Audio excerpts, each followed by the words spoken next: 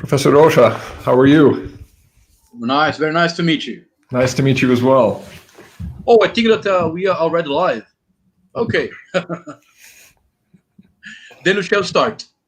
Absolutely. So, first of all, Benjamin Teitelbaum, let me congratulate you for the presentation of your book in Portuguese. Let me tell you that this is a beautiful edition, very carefully prepared. The translation reads beautifully and fluently. So I'm very glad to let you know that the Brazilian readership will actually have a good understanding of your project. That's fantastic to hear. I appreciate that. And congratulations yourself on your recent publication as well. Oh, okay, thank you. So Benjamin, let's see if you would accept the following synthesis of your book. I think that your book describes the surprising presence of an intellectual and philosophical movement, traditionalism, in the rise of the far-right political parties all over the world. And in order to flesh out your account, you have followed in your book the lead of three main characters: the North American Steve Bannon, the Russian Alexander Dugin, and the Brazilian Olavo de Carvalho. And this is one of the reasons why your book should certainly attract attention from the Brazilian readership. However, and this would be the first question, before dwelling on the content of your relevant and thought-provoking book, I would like to talk a little about the methodology you have developed to write it. You have indeed successfully managed to bring together an ethnographical gaze with a narrative rhythm which is typical of investigative journalism. And my question, Benjamin, is how did you come up with this methodology, which I thought was a fascinating methodology, this combination of an academic training with a gaze of a journalist, and how this methodology, which role did this methodology play in the conception of the whole project? Which, that is to say, ethnography versus investigative journalism. How did that happen? It happened somewhat haphazardly. In fact, Professor, I think it was my intention from the beginning to do something more akin to traditional ethnography. That's been my training. That has been my experience for almost a decade up to writing this book, which means that you go and you stay for the distance. You get to know somebody, and you want to be able to say that you know somebody in the colloquial meaning of that term.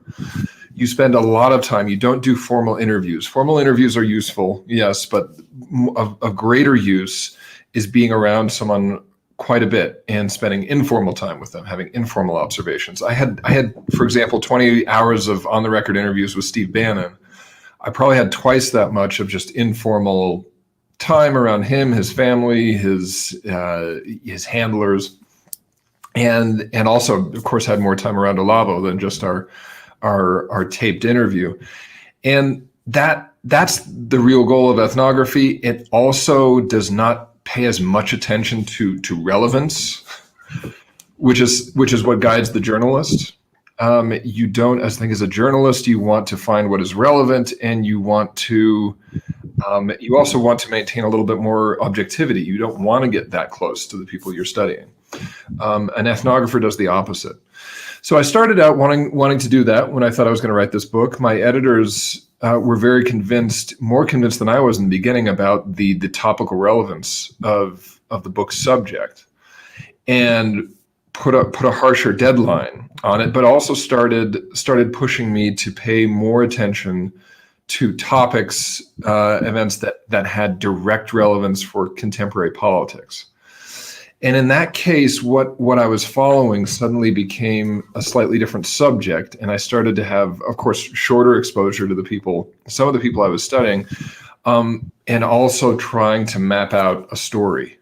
And there, again, almost by accident, you get this combination of my intentions, which were much more ethnographic, and then the product itself and the topic itself, which became much more characteristic of journalism.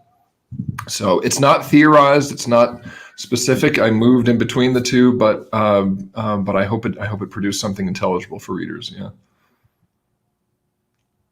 No, it does. I think it works quite neatly in your project. Excellent. And I think that is an advantage. Sometimes, as you say in your introduction, are you listening to an echo? I have an echo here. Okay. You don't? Okay. I don't. Okay. As you say, oh, perfect. As you say in your introduction, sometimes some of the far-right political parties are so far apart, our own conceptions, that it's really difficult to find a way, even to find a language to deal with some of the far-right political parties' principles and political guidance. I think that your ethnographical gaze allowed you to have this necessary distance in order to actually write this investigative journalism piece. So I think the combination was very fruitful. What I'm asking is whether it just happened during the process of research or if it was your conception beforehand. Much more the former. It just happened. If it were up to me, sometimes I think that I would like to be an investigative journalist. And anytime I start to go in that direction, I say, no, you know what? I'm actually an academic. I'm actually an ethnographer.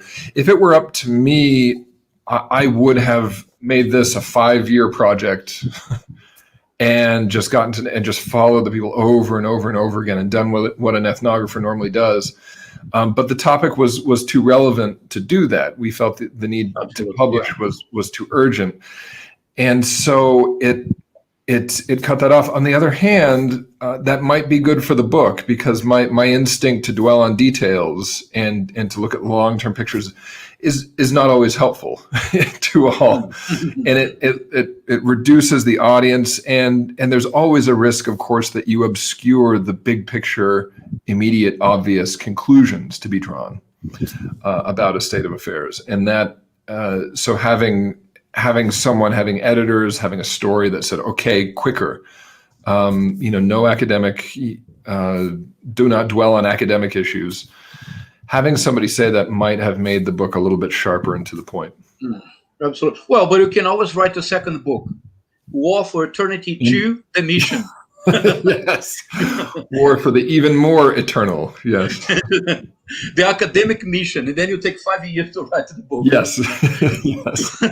But Benjamin, since we are presenting your book to the Brazilian reader, I have to say that for the Brazilian common reader, if you recall Virginia Woolf's expression, the concept of traditionalism is virtually unknown.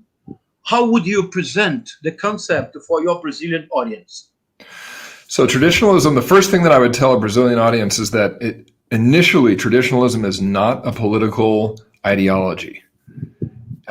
If you are at a university and you want to study traditionalism, chances are that political scientists will not know about it. You will have to go to some other discipline in the university. Originally, it was a spiritual and a religious school or doctrine or practice even.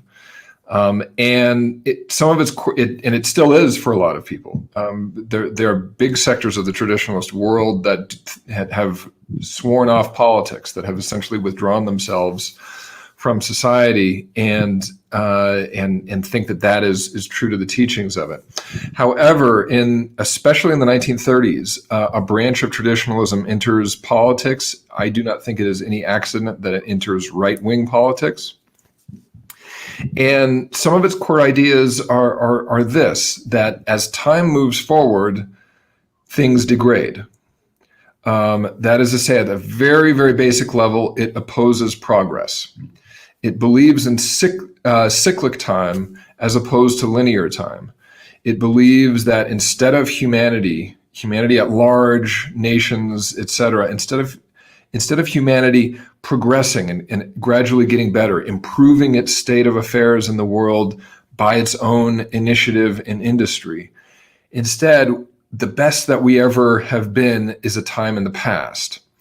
And it was at the beginning of a time cycle that leads to degradation until it reaches a dark age, a final tipping point, chaos explodes, and we see that time cycle reset to a golden age, and a cycle of death and rebirth begins again and again and again.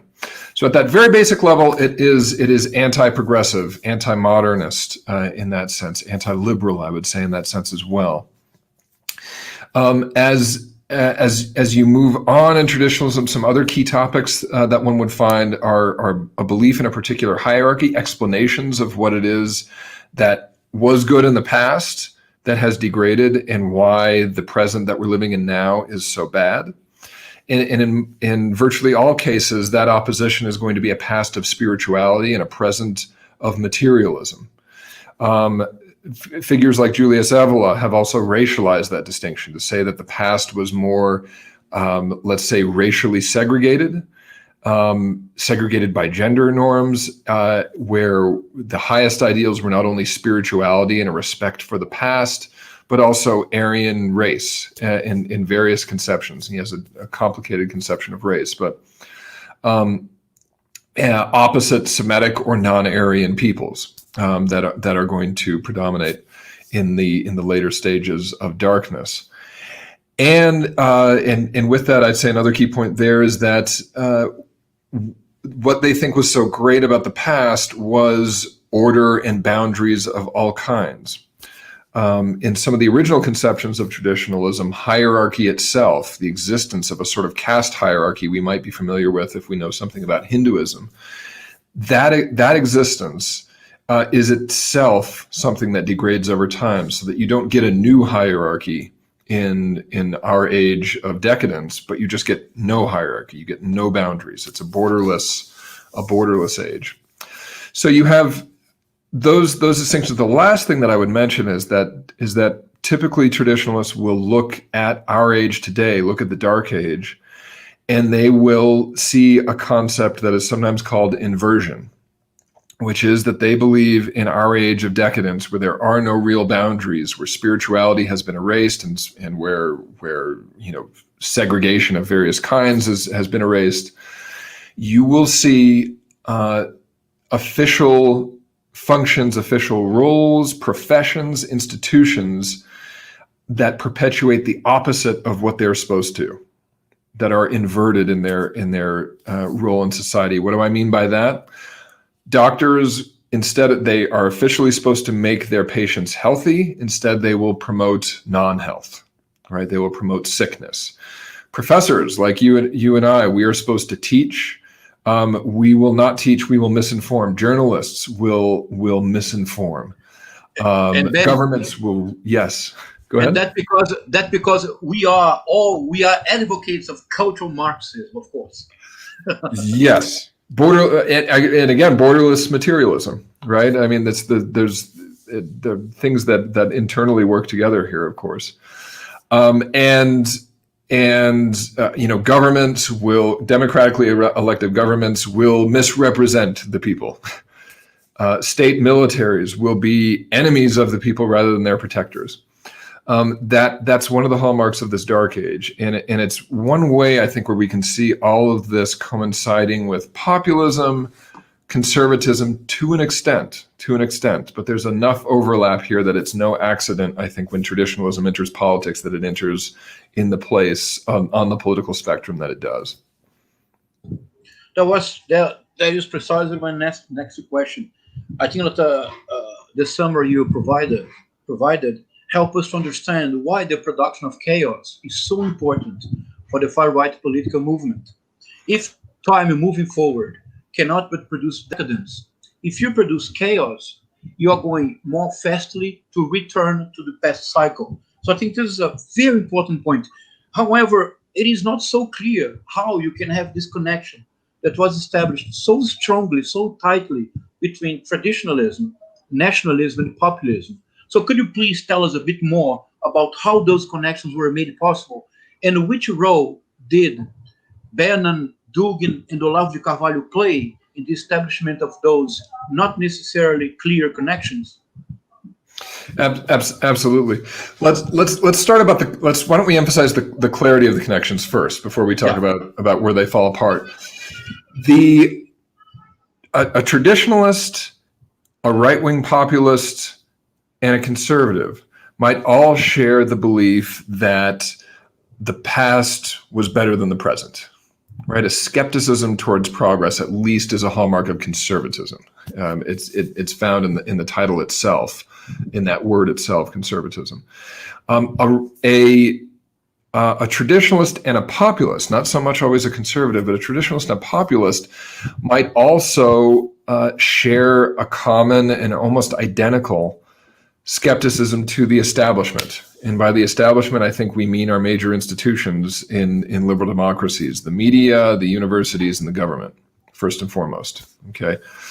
And the belief that they are corrupt. The traditionalists might have a much more elaborate notion of why and how they are corrupt, but they will share with your average populist a belief that, you know, the bigwigs in the cities, the people running our institutions are phonies or in some way bad. Okay.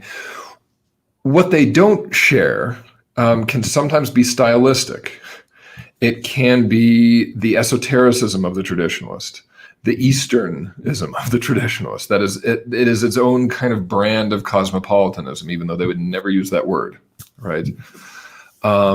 Steve Bannon, Olavo de Carvalho, Alexander Dugin, they might show up at a rally with your average populist Bolsonaro or Trump supporter, but they're not going to go together from that rally to a Sufi tariqa and do circle dances together. All right. One group of those people will feel more comfortable in that setting, and the other group will not feel comfortable in that setting and would never in a million years end up in that place. So the stylistics are there, but the key distinction, I think, and you spoke on it when you were speaking earlier, it's not even the racialism or the racism that we see of past traditionalists like Julius Evola. It is the desire for chaos.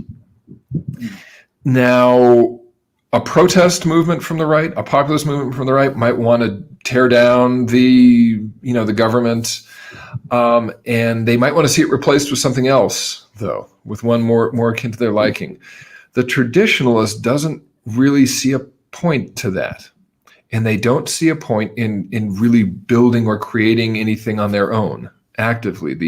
The role for a traditionalist at this particular moment in time, as we're at the conclusion of a sort of a time cycle, as they see it, is to tear apart for its own sake.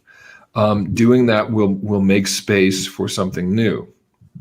As you move forward, as you look on, you can also see that a libertarian might not share that much in common with the traditionalist later down the road, when we see their ideas and their programs mature in parallel. Because a lot of traditionalists, in their desire for order, might say, yes, we don't like this government or that government, but a theocracy, a strong state with lots of borders and order to it, and spirituality as its basis, would be a sort of ideal society. It's one reason Alexander Dugin told me that he loves Iran, because it's a robust theocracy, a theocratic state. So a libertarian might share the cause of a traditionalist in terms of destroying a Western materialistic liberal state. But after that point, when the libertarian wants no state to come in, the traditionalist is looking in an entirely different direction.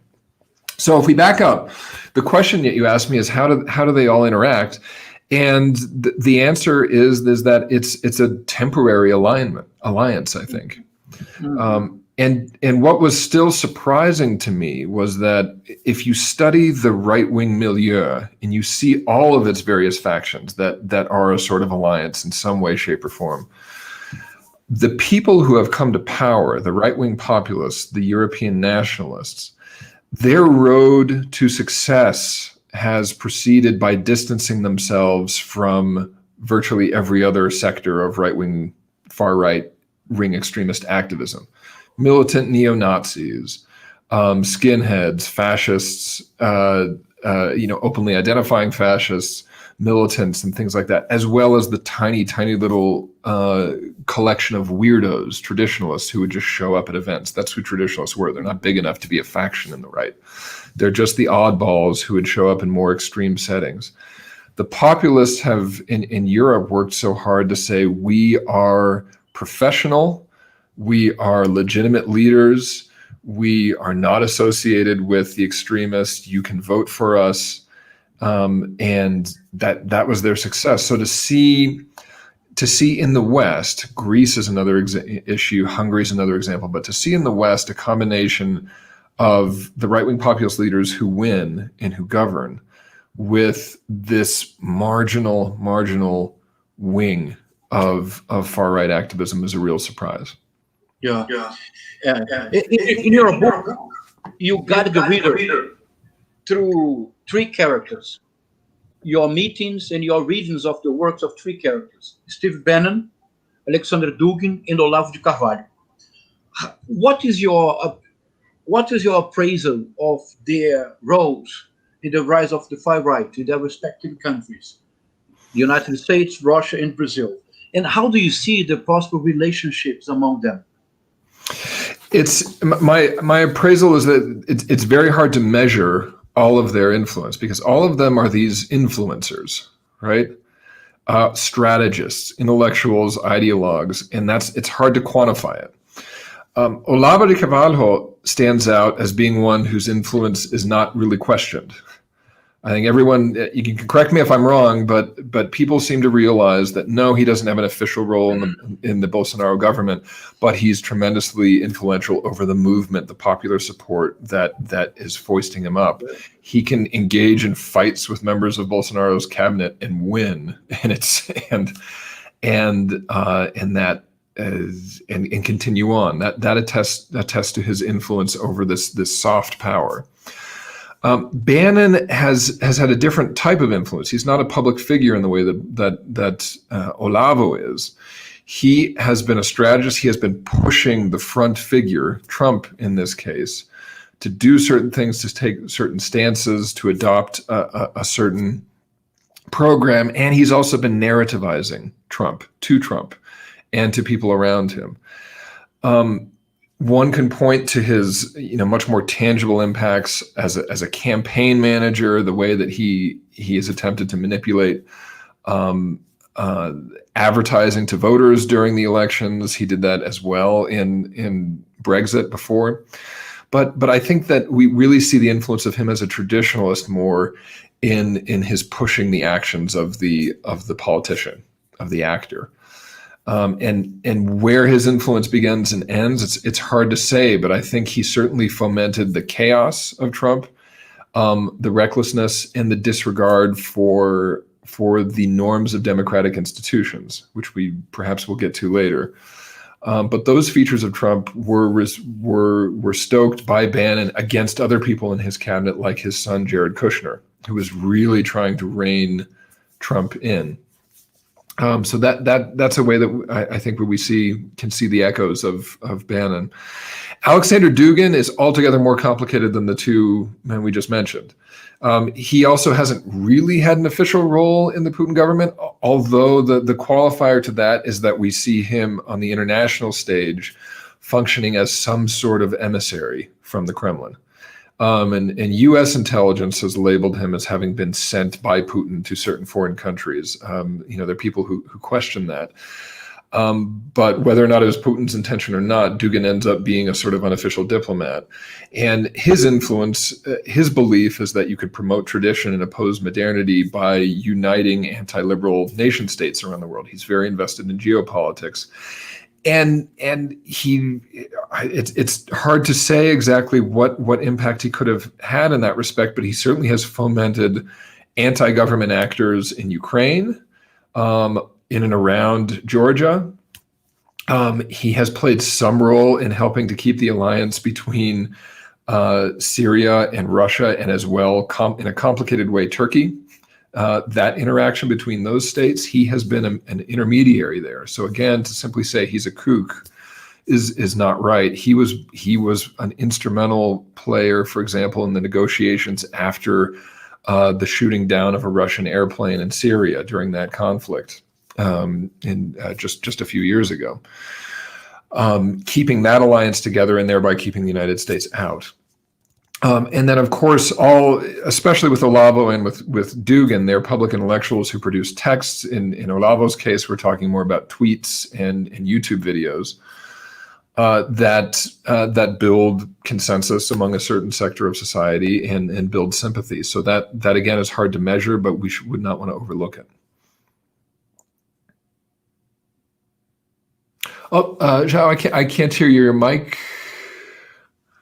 You are muted. Thank you. Yeah, I just realized we had several questions from the audience, which is great. I will then move into my final question, and then I'll start reading the audience's question. As you certainly has already imagined, I would like to know if your appraisal of your research or of traditionalism has changed in the wake of the shocking attempt at a coup d'etat recently undertaken by Donald Trump. How do you see your research now, considering Donald Trump's attempt at a coup d'etat? My first thought when I saw what was happening last Wednesday was that Steve Bannon must have anticipated this and appreciated it on some level. He would never say that. He's in a very precarious legal situation right now, and it is very dependent upon the president, in fact.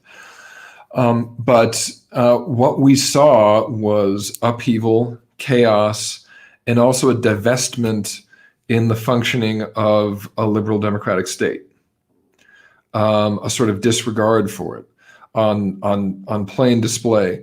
And so all of those features, I think he would think were good. I think he would also zoom out and see a sort of parallel between them and the Black Lives Matter movement. He's not quite as partisan and committed to Trump as people think he is, but he would see instead a period of reckoning, unrest, chaos that actually transcends political causes, that is manifest in Black Lives Matter and in the Trump movement, in the Make America Great Again movement. And I think that he would celebrate it as hastening a collapse of society and thereafter some sort of rebirth. So as you can tell, again, traditionalism, my interest in this book and my interest in Bannon is really about the narratives, and it's more an interest in Bannon as interpreter than an actor. And that seemed to be certainly engaged and enlivened by everything that happened last week. And I think it's going to continue, by the way. So, yeah. Ultimately, it's a production of chaos. Yes, absolutely. Yeah. But then let me move to the audience's question, Benjamin. We have great questions here. We're very happy. Oh, we have here a very important Brazilian intellectual, an ambassador, Paulo Roberto de Almeida, and he has kindly enough sent his question already in English. I will read the question for you. Sure. More than a question is a remark that I think you could develop on. So says Paulo Roberto de Almeida. There are many practical differences between the three persons that Benjamin focused on his book. Steve Bannon was a practical man interested in gaining power and money, acting through practical objectives. Dugin is a failed counselor of the prince, acting through academic institutions. Olavo, exclusively through social networks, without other tools than that. If you'd like to comment on. Oh, absolutely. It's Bannon certainly has a will toward formal power that Olavo does not, right? And I think if we focus on those two, because I think the opposition is sharpest between Bannon and Olavo, and it's easier to trace. Dugin has done so much stuff that it's hard to characterize him in these ways. But if you have Bannon who has worked tirelessly to be involved in the practicality of politics and to have a seat at the table in formal discussions. Olavo, who has not, one of the things that I think about is that in Olavo's case, that this actually has served him well as a sort of agent of disruption. Were he also tasked with maintaining a certain political standing and a political profile, a scandal would be very hard for him to withstand, right? Upsetting people, coming into conflict with people, which is the purpose of this brand of politics, and certainly has been something that they all have done. Upsetting them would be a threat to the career. And in Steve Bannon's case, it has been the downfall of his career. He has made enemies everywhere. He also has started lots of initiatives, and some of them work, but he certainly has made enemies in the various projects and political institutions and political administrations he's engaged with. So that is part of his problem. But in Olavo's case, it has sustained him. He can have these major fights with Mauro. I mean, with the vice president of Brazil, and not matter. He can have an embarrassing loss in a lawsuit, and it doesn't really hurt his standing.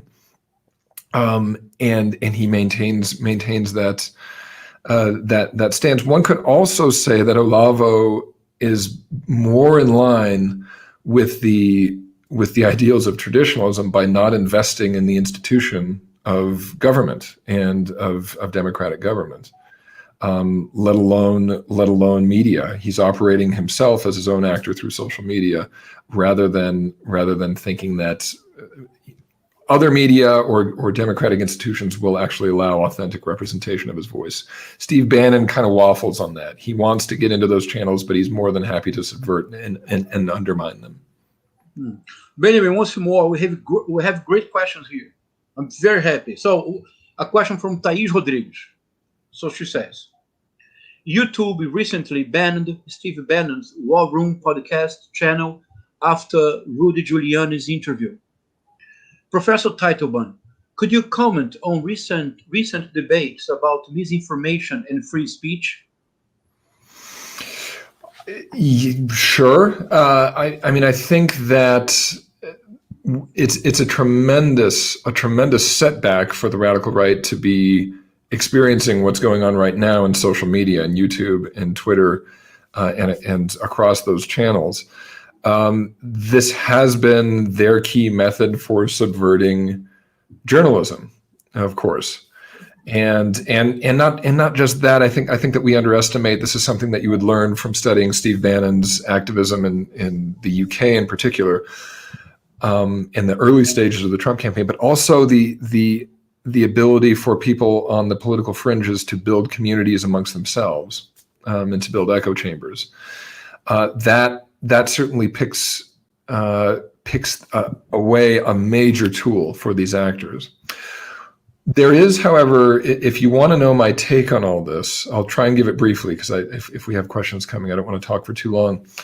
But I am slightly concerned about this purge from social media as well. If you look at the post-war history of the radical right after World War II, we can identify a political cause that is really split in three directions. You have militants, revolutionaries, a small group.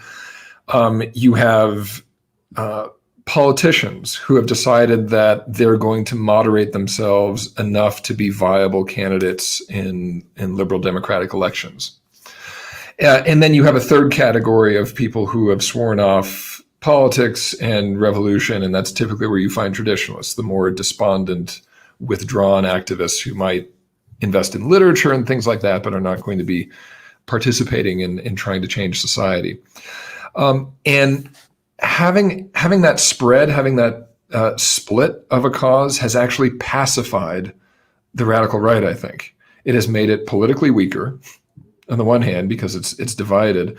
It's prompted those who are going to get involved in politics to moderate themselves a little bit. And I'm concerned now in the United States that we have a very large movement relatively that has attached itself behind Donald Trump, knows that it is relatively popular, and also believes that the public discussion, the public square, and public politics are off limits for it. And my question is, okay, well, where is that energy going to go? And would we rather that it go into politics or not into politics? I'm not sure that the answer to that question is so clear. So I felt a huge rush of relief when Twitter deleted Donald Trump's account, and when those megaphones were pulled away. And then my second thought was, but what's going to happen? This is not a fringe movement anymore. It's too big. It's a minority movement in the United States, but it's a big minority. So I'm very concerned about it. That's it. This is a hot debate right now in Brazil as well. The ambassador Paulo Roberto de Almeida wants to thank you. He says, I thank Ben for his comments on Dugin because he clarified his much more active role in diplomacy and geopolitics that is real politics. Thanks a lot. Now I have a question. I have a question from Sophie Galeotti. Get ready, Benjamin. This is a difficult question. Okay. Sophie Galeotti wants to know. She says, how were your interactions with Olavo de Carvalho before and after publishing your book? As you see, she wants to put our dialogue on fire. Yes, of course.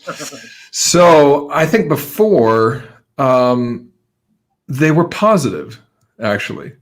And that you asked earlier, Professor Rocha, about my ethnographic method. Part of the ethnographic method, of course, is to form a functioning relationship with the person who you're studying. And I liked Olavo.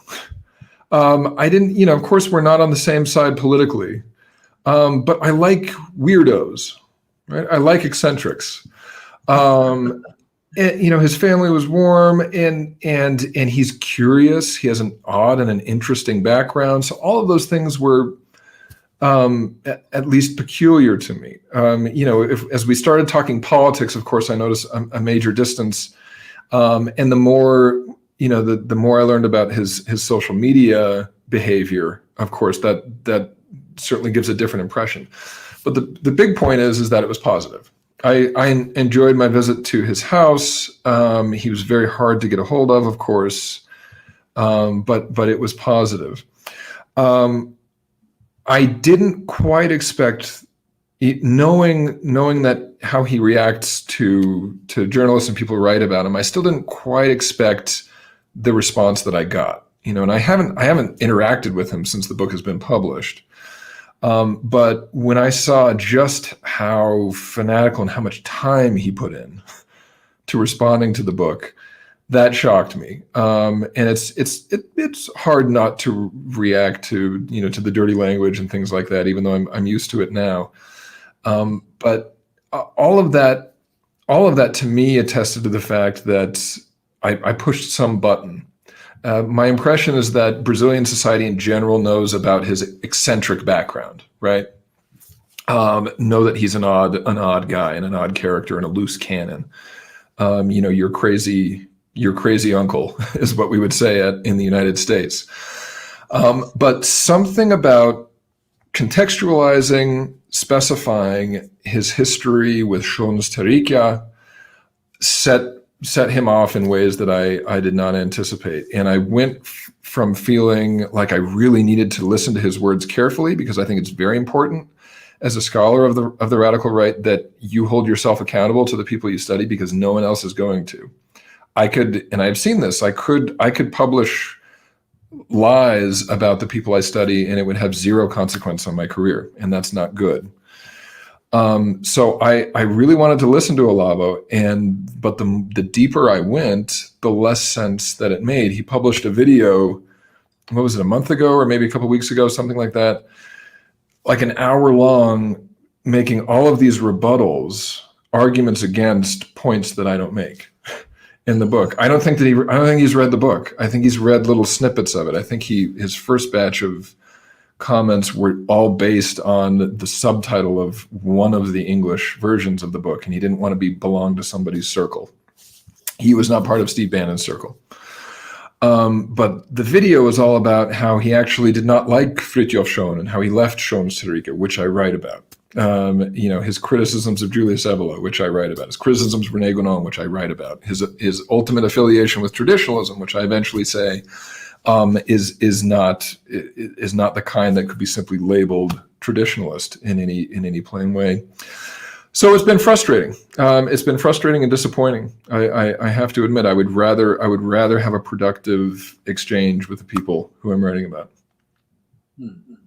Okay. Now I have two questions that actually touch upon the same point. So I will bring them together.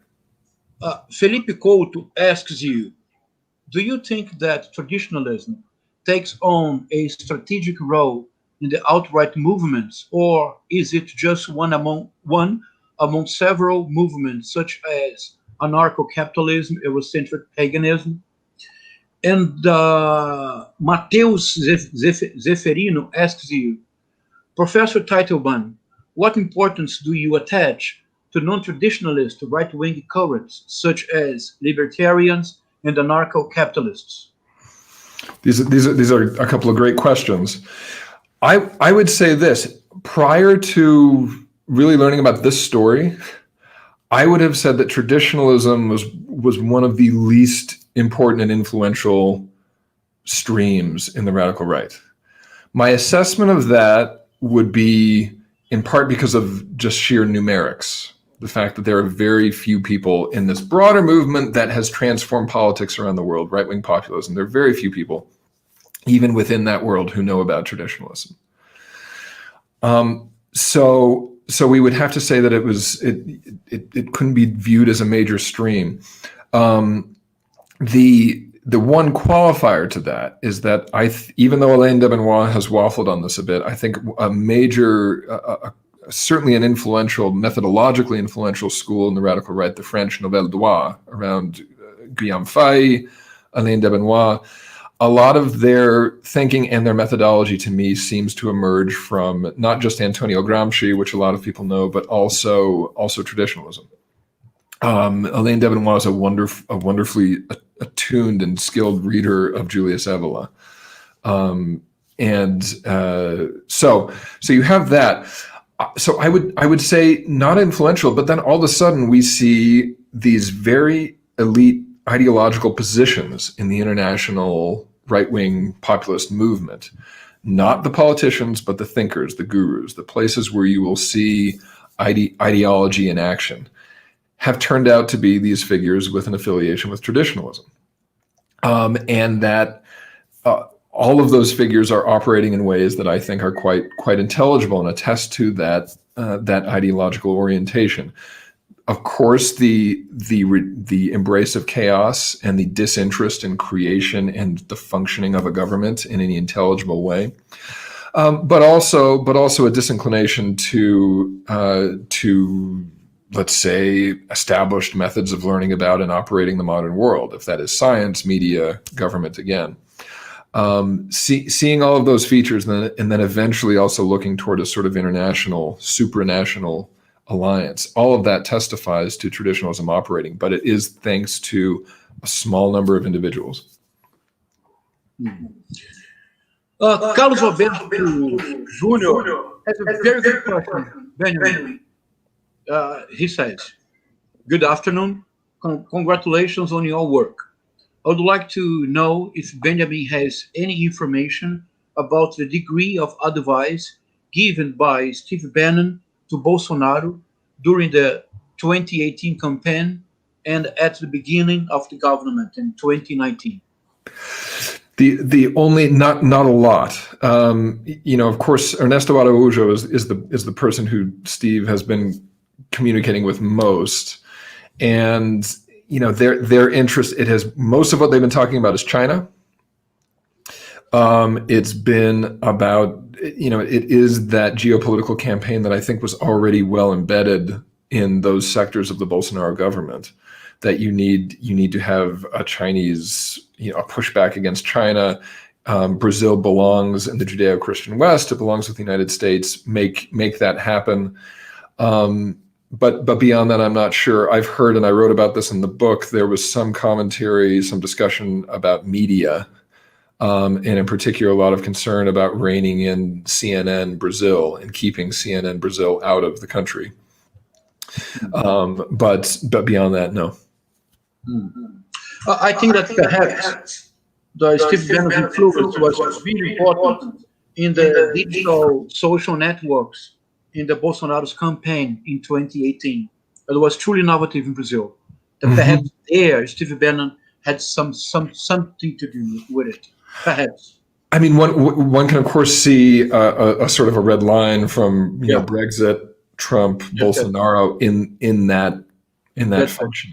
I mean, whether or not we want to attribute that to Steve Bannon, I would be very interested to learn more about it. It's never been anything that I've probed though with him. Yeah, I know. Leopoldo Carbonieri has a question. He asks you, Mr. Teitelbaum, that's good, Benjamin. You see, some people call you Ben, others Benjamin, but you can also be called Mr. Teitelbaum. So that's very good.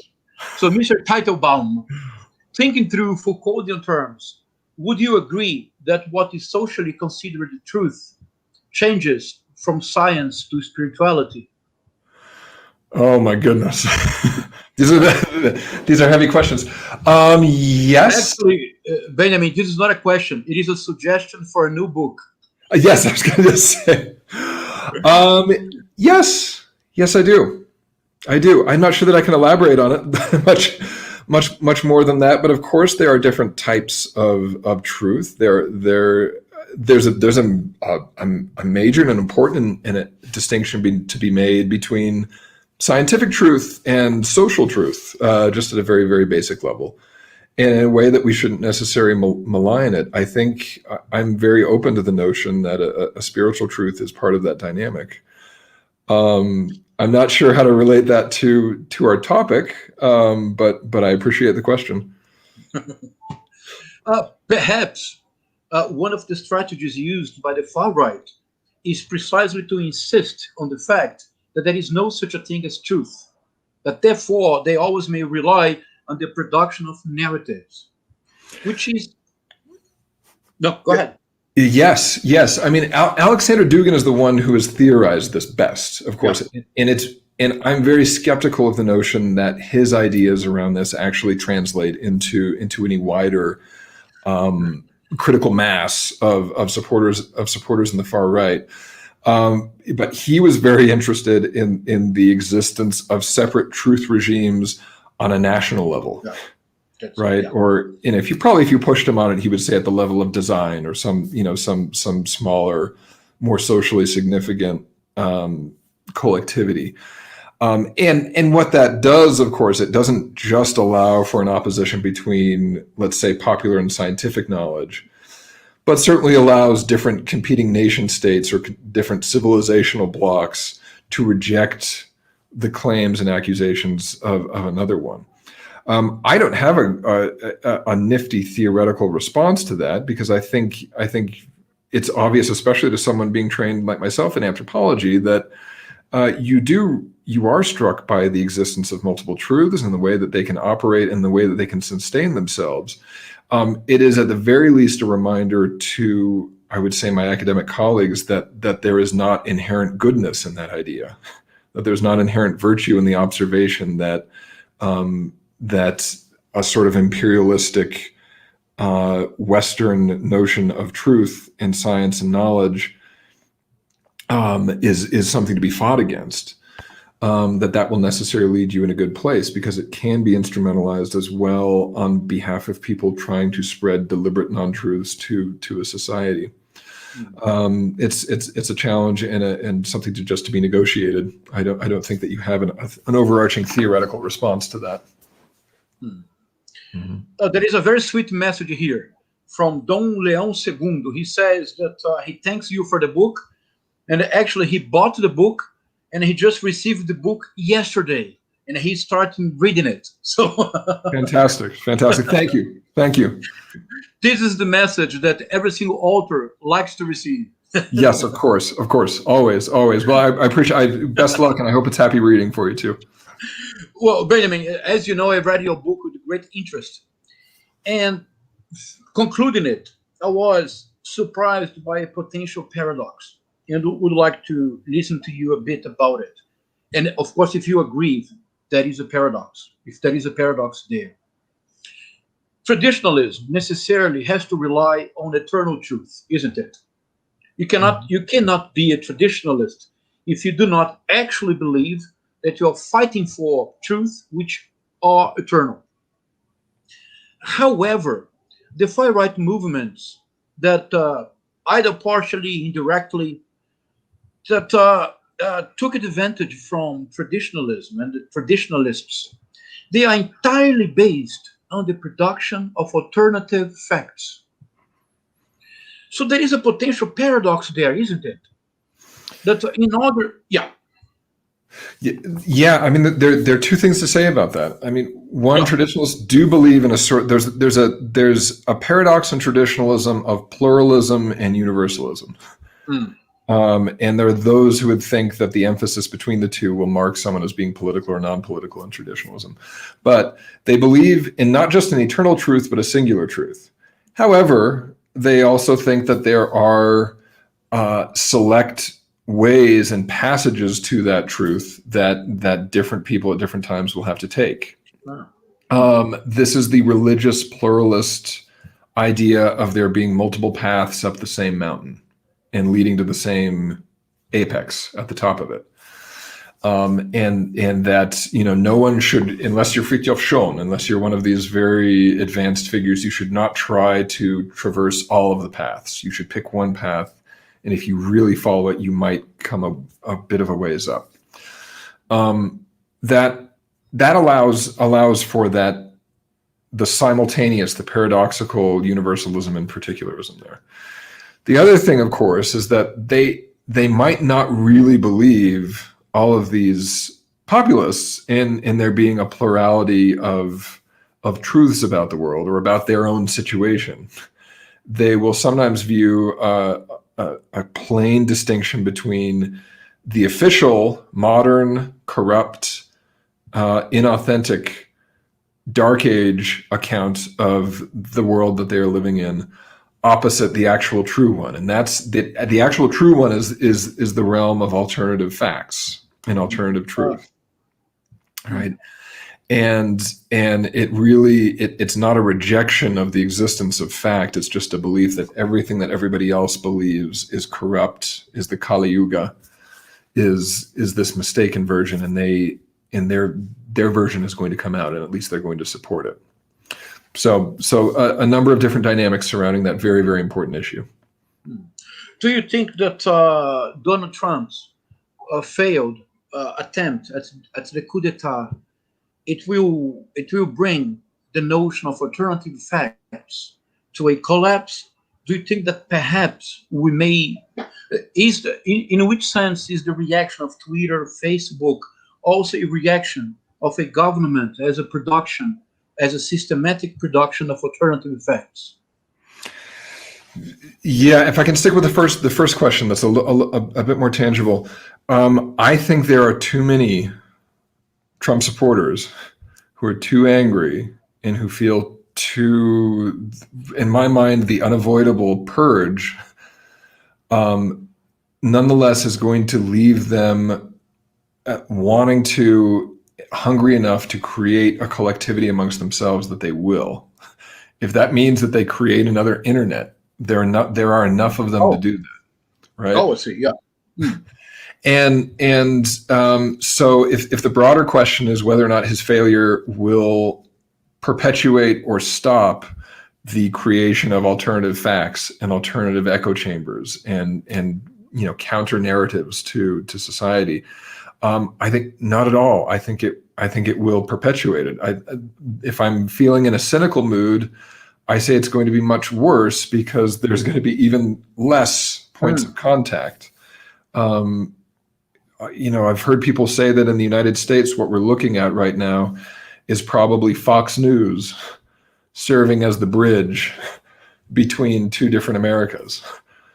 And that's not good. So this political defeat does not do much, in my mind, toward stopping that particular impasse. So I think we are moving on to the final question, Benjamin. But here I have a message from Marcia Abreu. She's a professor, a colleague of ours. She's the publisher of the University Press of Unicamp, and she says, "The live was amazing. On behalf of Unicamp's University Press, I thank you, Ben, very much." Now I have the final question. Thank you, Marcia. Is a question from Carlos Alberto Jr. And he says, is the attack of the electronic ballot box in Brazil and raising suspicions about the legitimacy of the elections a Bannon-style strategy? Just to give you the context, Benjamin, right after the invasion of the capital, our president, Jair Messias Bolsonaro, said the election was fraudulent in the US. The election was fraudulent. Trump actually won the elections. And in Brazil, we are going to have the same in 2022. That's the context of the question. Yes, of course it is.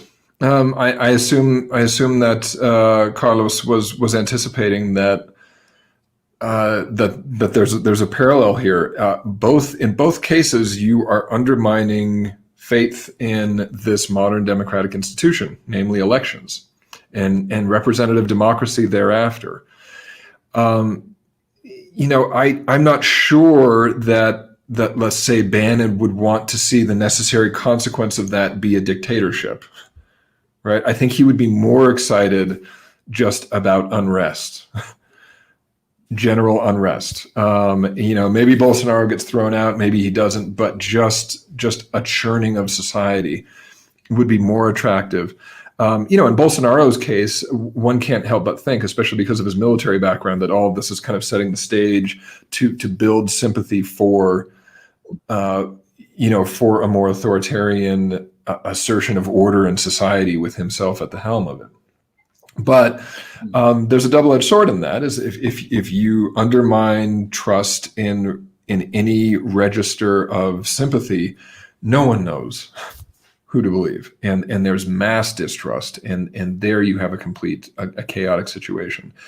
And if we're talking about how that would be interpreted, I think absolutely that would be embraced to the same extent that I think I suspect that a traditionalist voice looking at the United States would see Black Lives Matter and the MAGA movement as being complementary parts of the same thing, and in a certain sense equally beneficial. Great. So Benjamin, I want to thank the audience for the great questions. Above all, I want to congratulate you for having written such an important book. Special congratulations for the Brazilian edition. And now you have the floor for the final words. Well, my only final words would be it is such an honor to have had this reception, and also to have your kind words, Professor Rocha, about the book. So I hope people continue to read it, continue to talk about it. I think that it will stay relevant for at least the foreseeable future. So my gratitude and my thanks. And remember that now I have 2 new books to write. Yes. The War for Eternity 2, The Academic Mission, and the book on the truth in science and spirituality according to Foucault. So you have 2 books to write. My goodness. This is a workshop. This is a workshop. Yes. Good luck to you. Good luck to our future work. Bye-bye. Yes, a pleasure. An honor. Thank you so much. Okay.